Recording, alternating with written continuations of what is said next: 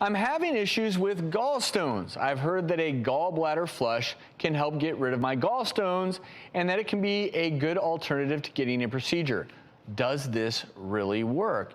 And I don't know if you all have heard of these gallstone flushes, but we reached out to board-certified gastroenterologist Dr. Sue Satcher to answer this one. Let's have a look.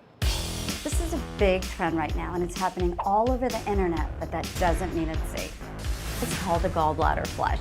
It's involving people buying high doses of olive oil, apple juice, apple cider vinegar, even Epsom salts. And the thought is they think that they're flushing out their gallbladder with all of this and creating a better digestive tract and so forth. But guess what? By doing this, you're putting yourself at risk for a blockage from the gallstone, pancreatitis, turning yellow, and even sepsis. So if you're having problems, and it might be gallbladder or gallstone related, please see your doctor instead of trying one of these dangerous flushes. That's a really important takeaway.